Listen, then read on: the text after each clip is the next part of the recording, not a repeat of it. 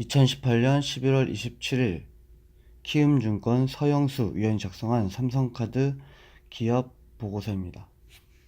첫 번째 제목, 불확실성 감안하여 투자의견 하향 조정.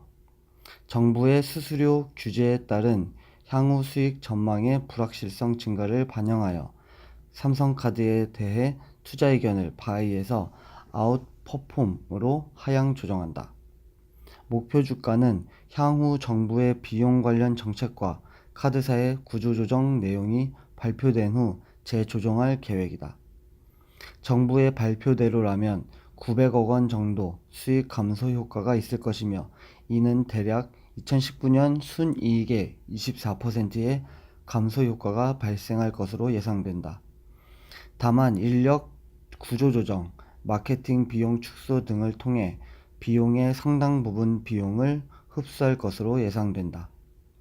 실질적인 비용 감소는 10% 내외가 될 것으로 예상된다.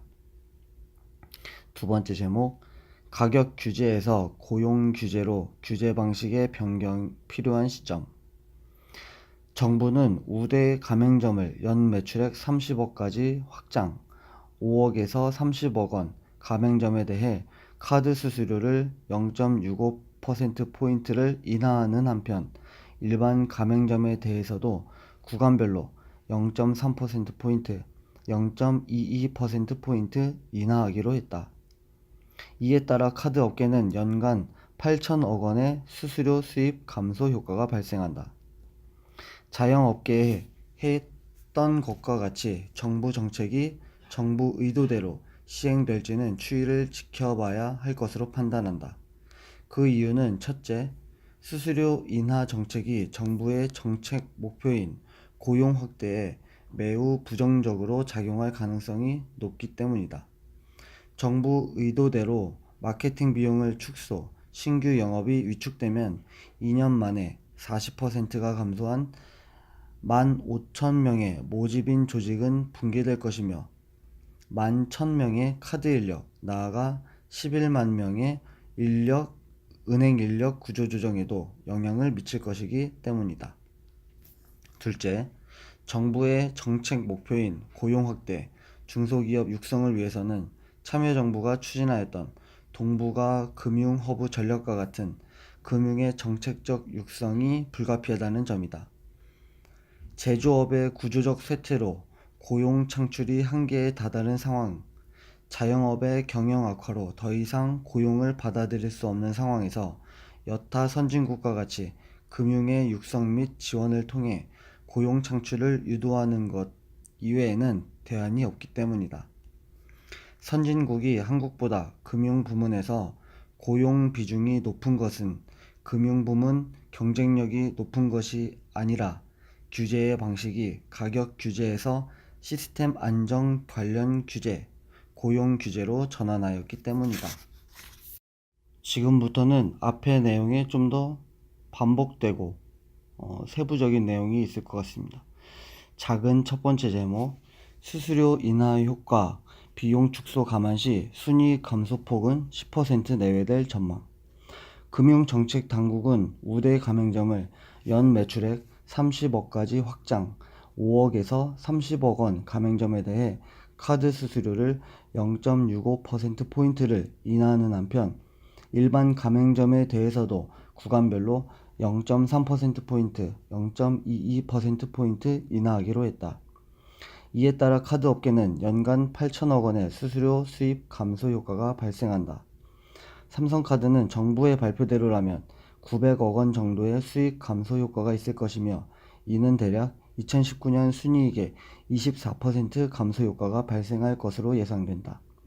다만 인력 구조조정, 마케팅 비용 축소 등을 통해 비용의 상당 부분 비용을 흡수할 것으로 예상, 실질적인 비용 감소는 10% 내외가 될 것으로 예상된다. 그러나 자영업계에 했던 것과 같이 정부 정책이 정부 의도대로 시행될지는 추이를 지켜봐야 할 것으로 판단된다. 그 이유는 첫째, 수수료 인하 정책이 정부의 정책 목표인 고용 확대에 매우 부정적으로 작용할 가능성이 높기 때문이다. 정부 의도대로 마케팅 비용을 축소, 신규 영업이 위축되면 2년 만에 40%가 감소한 15,000명의 모집인 조직은 붕괴될 것이며 11,000명의 카드 인력, 나아가 11만 명의 은행 인력 구조 조정에도 영향을 미칠 것이기 때문이다. 카드 이용 혜택을 줄인 신상품을 출시할 경우 고객은 혜택이 좋은 기존 카드 상품만 사용할 것이므로 신규 고객 확보를 위한 모집 조직, 영업 인력 등은 불필요하게 된다. 모집 조직은 대부분 수당 형태로 신규 모집 자체가 어려워지면 회사의 의지와 상관없이 퇴사하는 사례가 적지 않다. 두 번째 작은 제목, 금융의 육성을 통한 인력 확대가 필요한 시점. 둘째, 정부의 정책 목표인 고용 확대, 중소기업 육성을 위해서는 참여정부가 추진하였던 동북아 금융허브 전략과 같은 금융의 정책적 육성이 불가피하다는 점이다. 제조업의 구조적 쇠퇴로 고용 창출이 한계에 다다른 상황, 자영업의 경영 악화로 더 이상 고용을 받아들일 수 없는 상황에서 여타 선진국과 같이 금융의 육성 및 지원을 통해 고용 창출을 유도하는 것 이외에는 대안이 없기 때문이다. 선진국이 한국보다 금융 부문에서 고용 비중이 높은 것은 금융 부문 경쟁력이 높은 것이 아니라 규제의 방식이 가격 규제에서 시스템 안정 관련 규제, 고용 규제로 전환하였기 때문이다. 참고로 한국의 금융, 보험, 고용률은 3.1%로 미국뿐만 아니라 대만보다 낮은 상황이다. 자영업의 경영 환경 악화로 인해 자영업의 고용이 10개월간 16만 5천 명 감소. 이를 완화하기 위해 정부가 카드 수수료 절감 대책을 내놓은 것으로 평가된다. 그러나 정부의 정책은 자칫하면 더 많은 고용의 감소를 불러일으킬 수 있다는 점에서 주목해야 할 것으로 판단된다. 여기까지 2018년 11월 27일 키움증권 서영수 위원이 작성한 삼성카드 분석 보고서입니다.